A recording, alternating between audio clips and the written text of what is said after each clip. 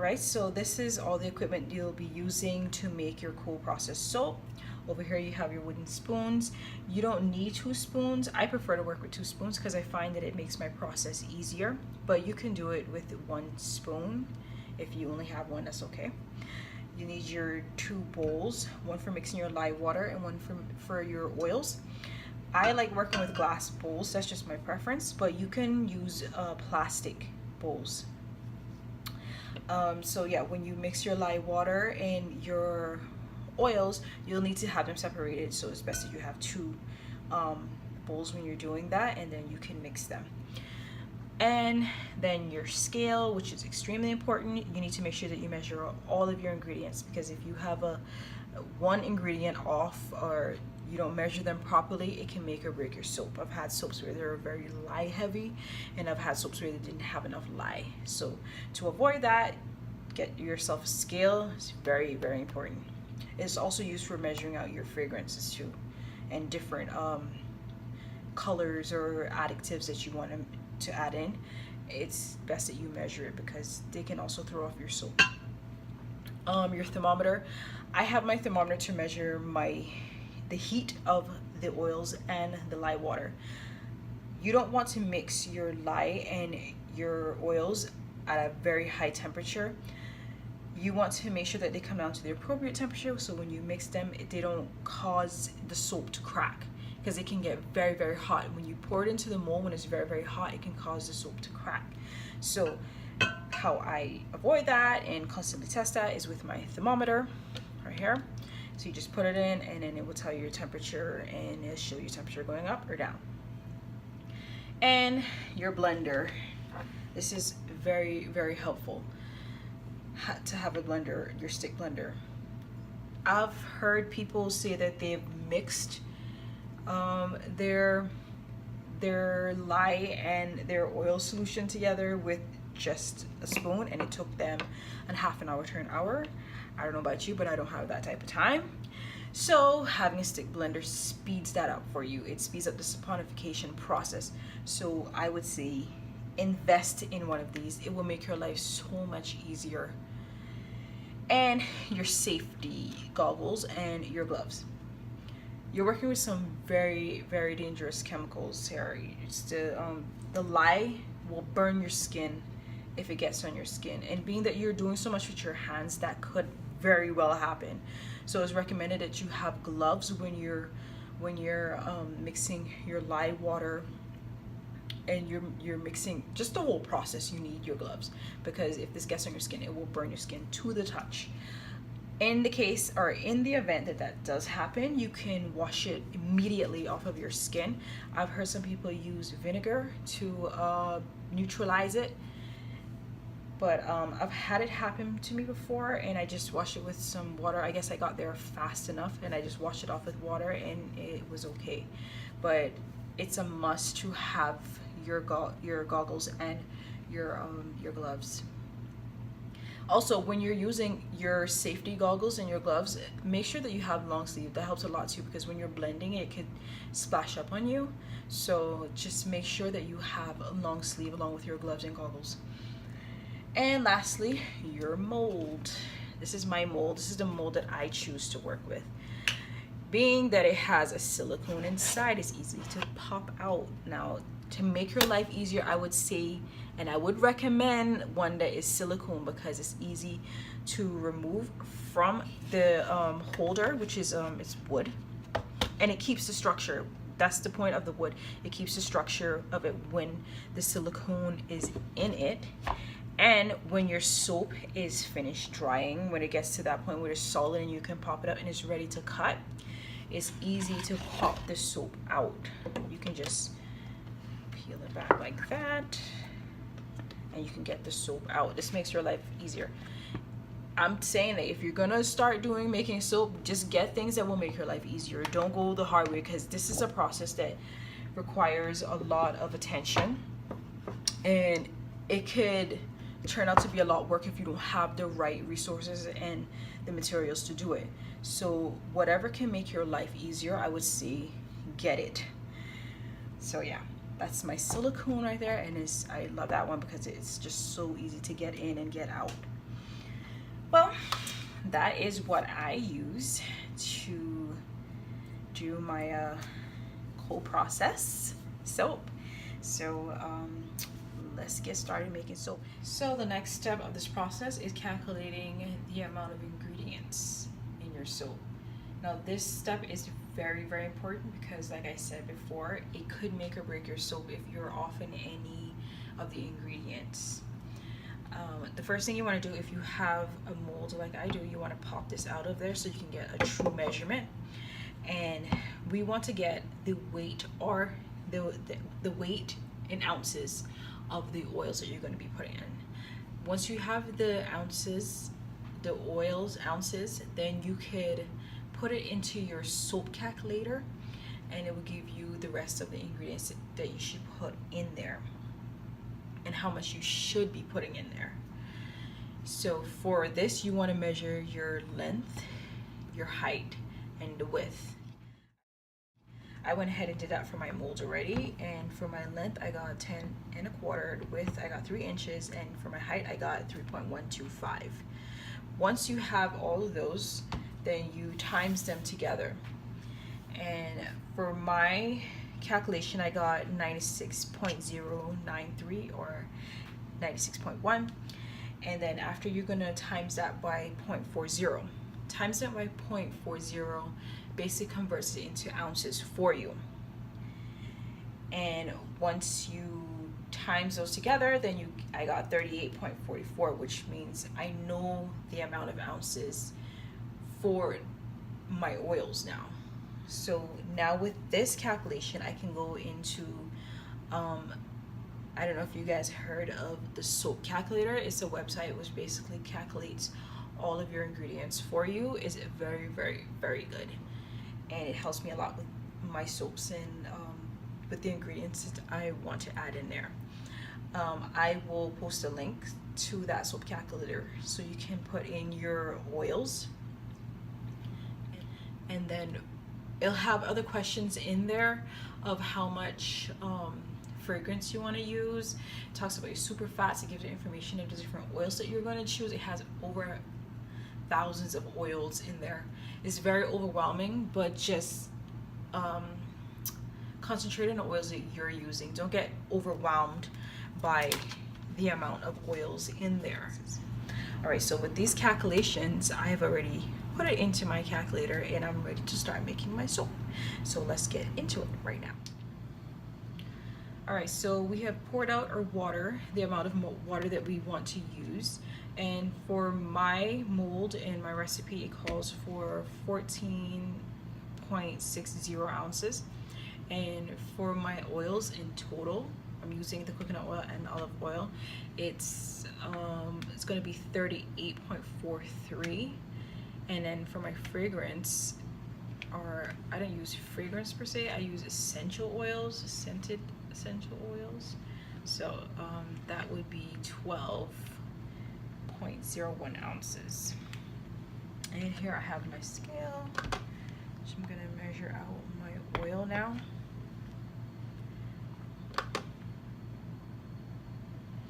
Start with the olive oil.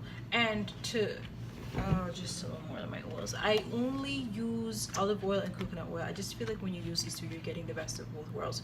You're getting a good lather. That's what coconut oil does for you. It gives you a good lather and is a good cleansing property. And with olive oil, it's very moisturizing and very soothing for your skin, and also a good cleansing. It's also a good cleansing property. So I feel with these two, I'm getting the best. Right, so let's get started with this one. So now that I have my olive oil already open, we should start with that one. My goodness. Okay, so for olive oil, we're going to, oh gosh, just clear it out again. Just make sure that's.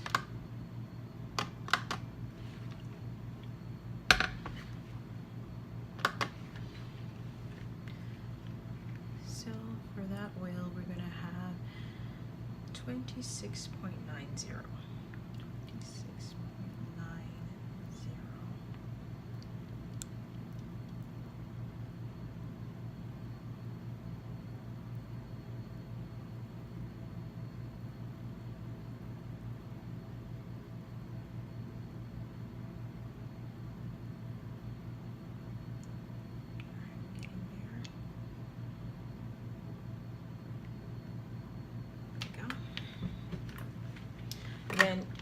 the coconut water, oh sorry, but the coconut oil is solid, so you have to get it out with a spoon, or if you have some special spatula that you want to use, it's fine.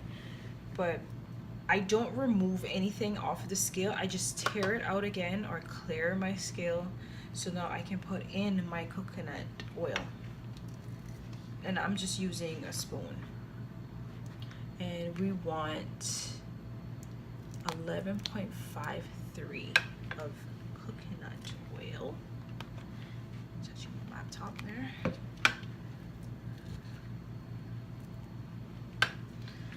And being that this is a solid, I am gonna have to heat my oil to melt it. So when I mix it with my live water solution, it's not gonna be big clumps of just oil just soaking in there.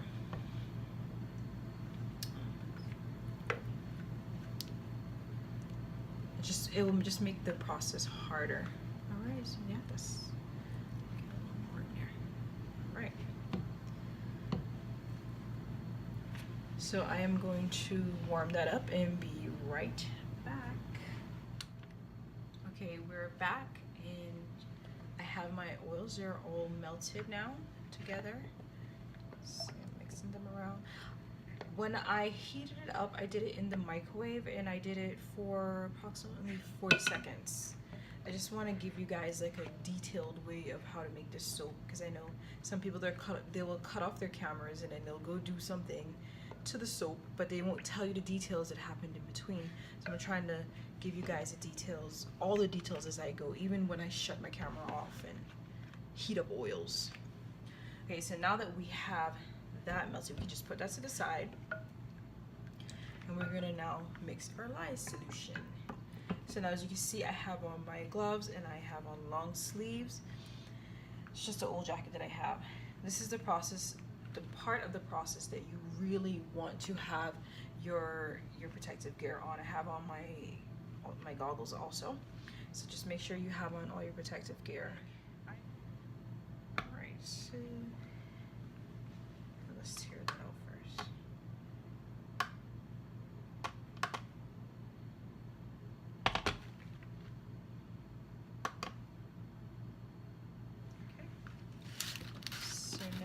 For my ingredients, it calls for 5.47 of lye in here. I don't separate the lye into another one and throw it in there. I just put the lye into the water while it's on the scale, but my scale can tear it out and just start to measure what is now being poured in there.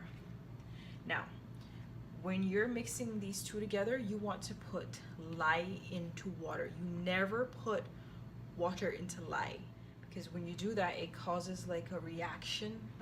Some people say it's like a volcanic reaction, where it starts to pop up on you. So you don't want to do that. You always want to do the lye into the water. So that's what we're gonna do. And now we're gonna put in 5.47. As I'm putting this in, it will start to calculate on my scale, and as soon as I hit my 5.47, I will stop pouring it.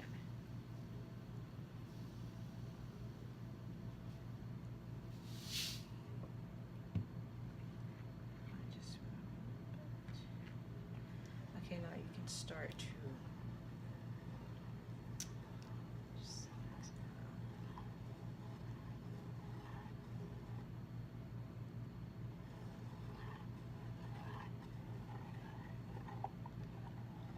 And as you're mixing this around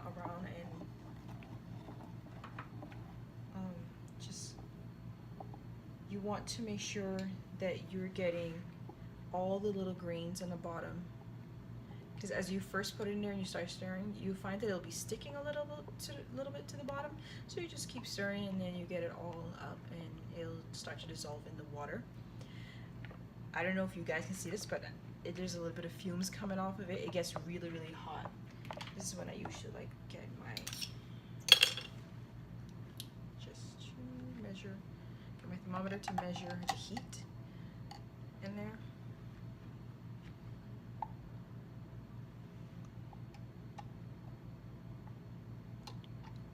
So this is climbing very, very quickly, temperature.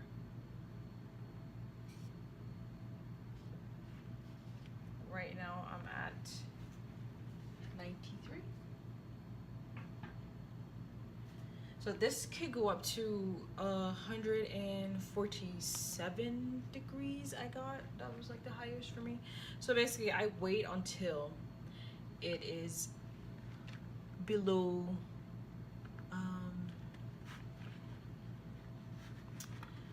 below 100, and then I'll start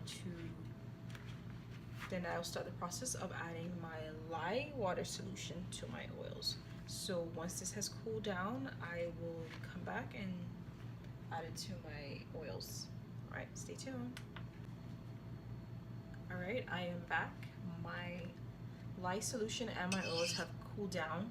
They're both beneath 100 degrees, so that's good. When they're cooling down, you want them to be at least 10 degrees within each other, which I have right now. I have achieved that right now, so that's good. So we can go ahead and start mixing them. But for my marking, I want it to be both under 100 degrees. So yeah, they're both there. So we're gonna get started, and you're gonna now pour your lye solution into your oils. When you're pouring this, you might want to just hold it with a spoon just to avoid any splashing. So you just go like this, gently into your solution.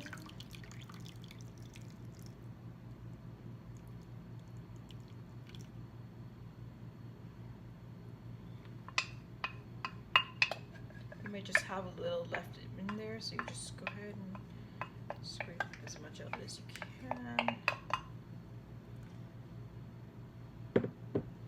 Just leave that right here.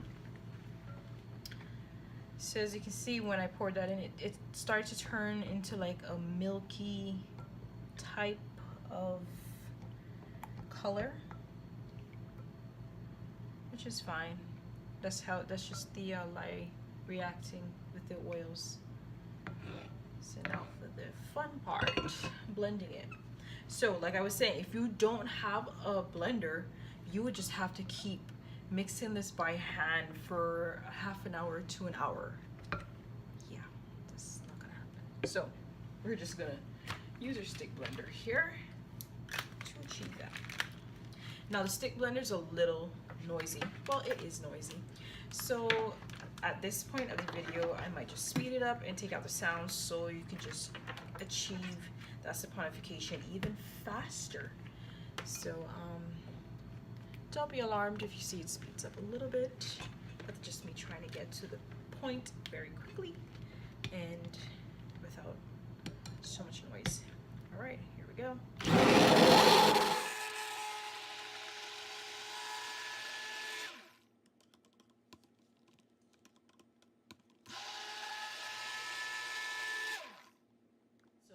When to stop blending is when your soap will start to trace. Basically when I pick up my blender and it's not as watery, it's thick, and then when I pick it up and I start to move it around, it will start to make like patterns along. That's when you know you need to stop and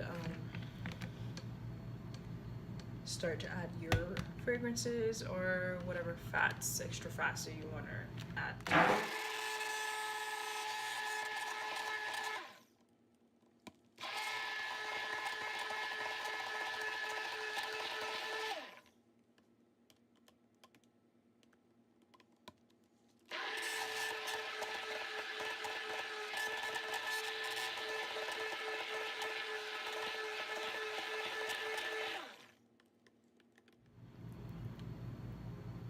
As you can see, it's starting to trace a little bit.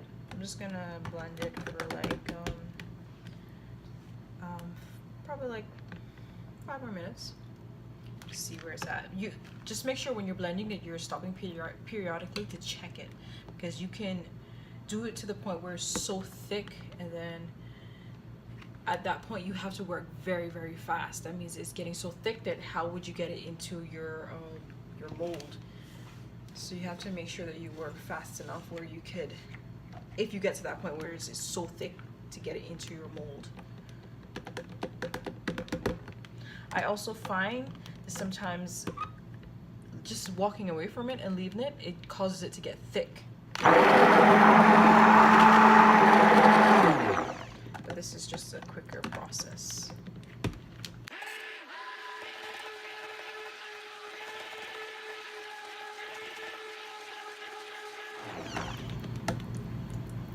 And we have trace, as you can see, is thick right there.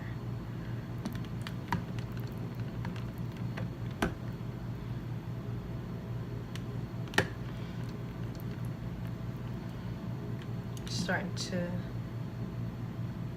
see as I pick it up, it's kind of like a pudding consistency, and I can just drip over the top, and it will hold its pattern. So that's when you know that trace is being, it's not at the trace stage.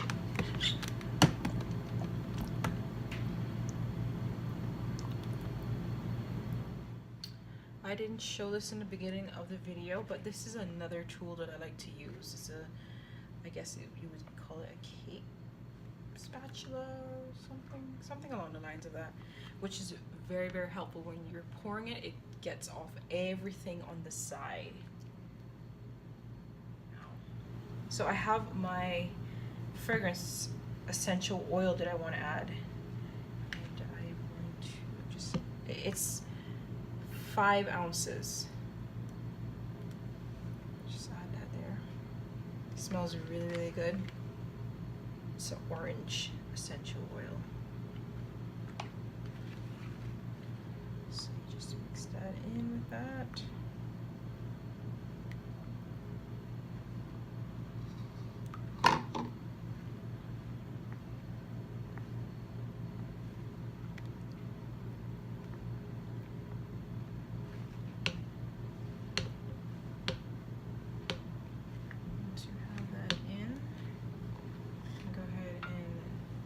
It all up. Just here's another ball.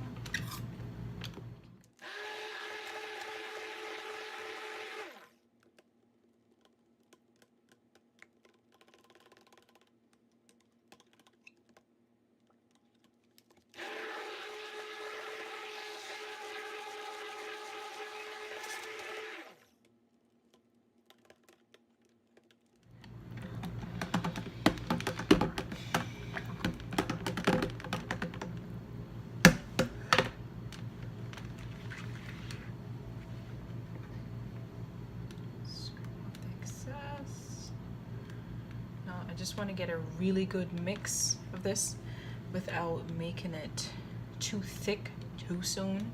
So I'm just going to do the rest by hand, just so I can get the fragrance mixed in very well, because I don't want the fragrance to be just sitting on the top or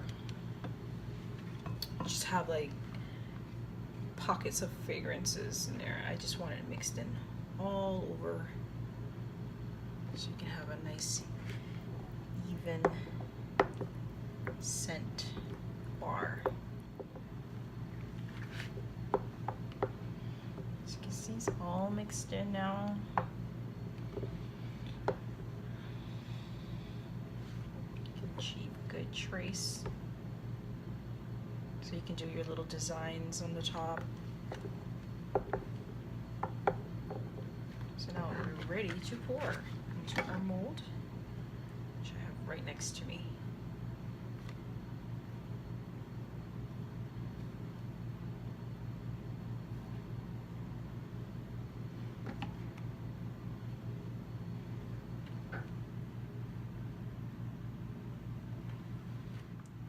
Another thing I like to do is put tape on the side of my mold just to hold it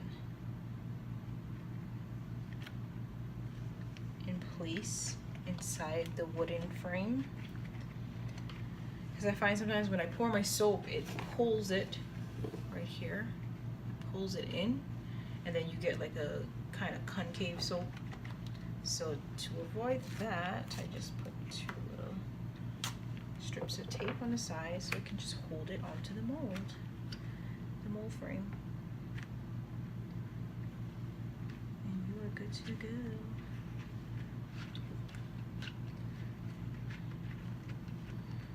If you're pouring and it comes off, you can just like adjust it. Just make sure you adjust it before the soap starts to harden, so you can get that good shape soap. All right, so let's start pouring.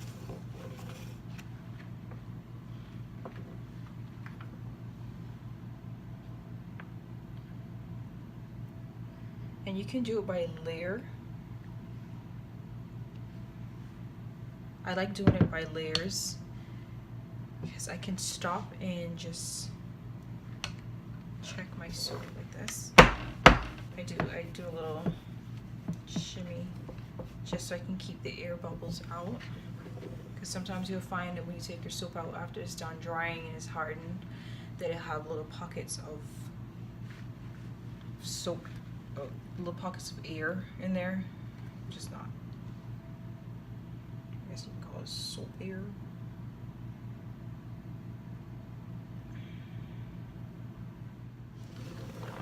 I'm so sorry about that. My camera like just did some craziness while I was filling it in. Here is the finished product.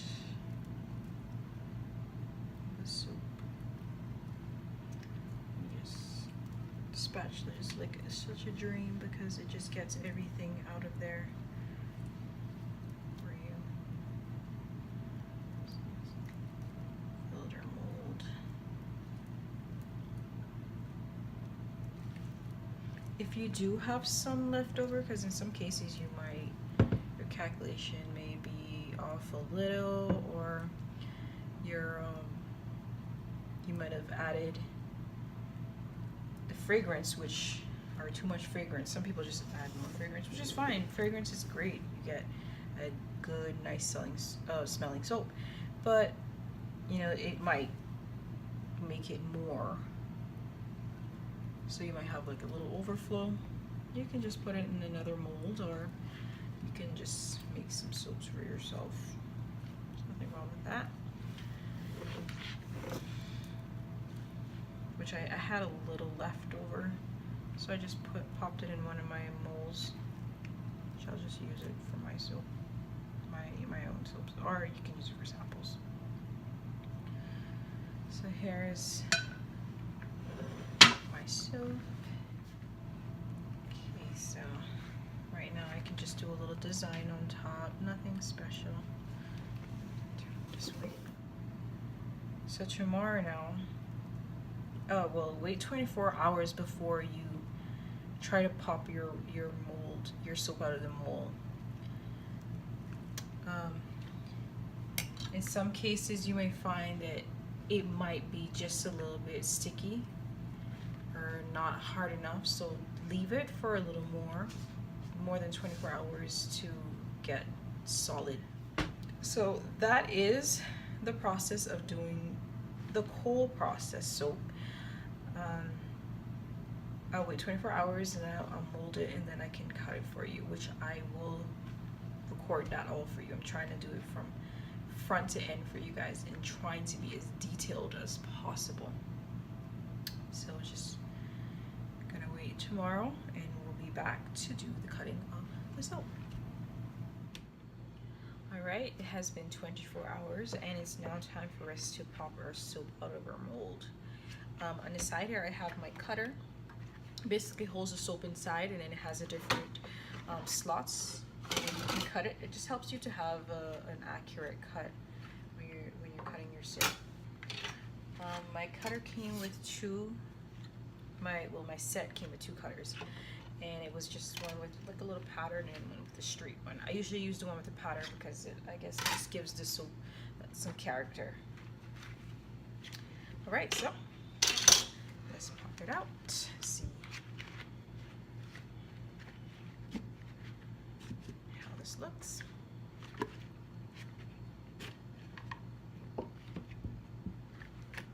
We didn't have any cracks too, so that's really, really good.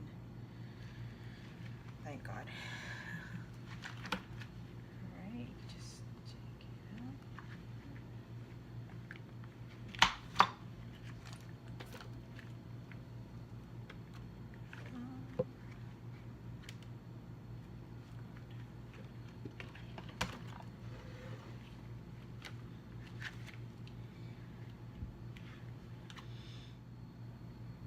I measured out with my scale. I just have it on the side here, just for make sure that I'm cutting the right sizes. So you just lined it up, and you just go ahead and cut. Start cutting.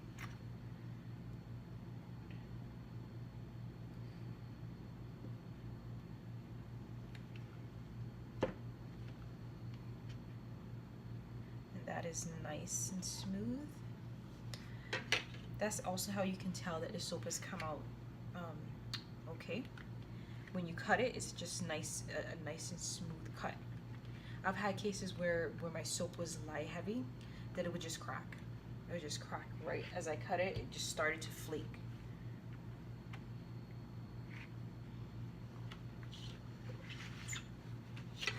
But this one is nice and smooth.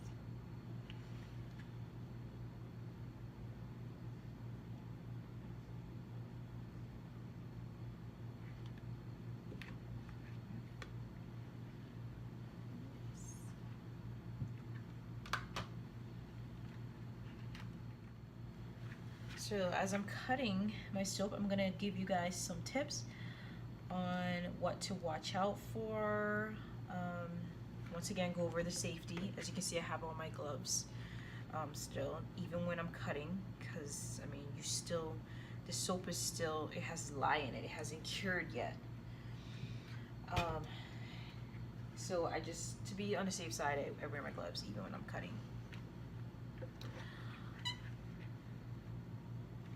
My squeaky gloves.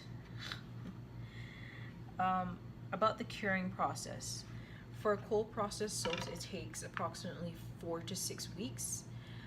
Depending on some oils, it may or may not take longer. I've heard that with olive oil, it may take a little longer to cure. I guess just the properties with olive oil. It tends to take a little longer time, but then again, I've heard different that it doesn't. So to be safe, 4 to 6 weeks to cure your soaps. And testing your lye to make sure that, testing your soap to ensure that it's no longer any lye present in it after the curing process. You can use pH strips. You can purchase them from drugstores. You can purchase them online. Some people do the zap test, which basically you put it to your tongue. You put a little piece of the soap on your tongue, and then it kind of zaps you. It's been compared to the type of zap you get from a battery. In the case of storing your soap, you want to make sure that you put them in a well-ventilated area where there's airflow, and you want to stack them like this, leaving a space between each of them. This allows the air to get in between and cure them, help with the curing process. If you have them touching one another, this may slow down the curing process, so it's recommended that you stack them like this just to have them cure properly and between 4 to 6 weeks. Okay. Now that we are finished cutting the soap, it's now ready to be stored for the curing process.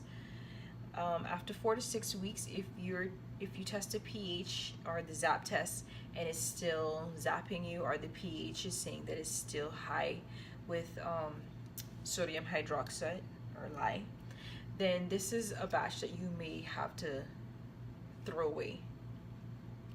which is fine. I've had issues like that before where I've tried different soaps and just so happened that it was lye heavy and I had to dispose of it. But I just look at it as a learning experience and a learning curve. Because of that, I've gotten better. So you have to look at it in a positive way, I guess, and say, you know, I can just keep going. Just do not stop and do not give up. And that's exactly what I did. And it just teaches you a whole lot. There's one more thing that I didn't show you guys that I totally forgot to show you in the beginning of the materials that I use. This is the food grade lye that I use. This can be purchased on Amazon. That's where I get mine, and it usually ships to you in 2 to 3 days. As you can see, all over it is showing that it's dangerous. They have like little characters on here showing that it's dangerous and symbols. So yes, it's just like I say, show caution when you're have caution when you're working with this. So that completes my soap tutorial. I don't have anything more right now. But if you like this tutorial and you found it very helpful, you can give me a thumbs up below. You could also subscribe to my channel. I plan to have other tutorials on soaps. Anything that I learn new in soap making, I will try my best to put it on there because I find that it's very, very helpful. I was in that process. I was in that situation where I was looking for information, very hungry for information, and I could not find it, so I had to do a lot of research. So I tried my best to put everything in this video for the whole process, so you won't have to scramble through millions of videos to get the whole process down. So I hope that this helps you. You don't have to worry about all the ingredients. I will have them all listed out there for you for your ease and for your convenience, so you don't have to worry about that. I'll also have my website information there, so you can go ahead and check that out when you have time to. So that completes my video. Thank you for watching, and stay tuned for all my other videos there to come. Thank you.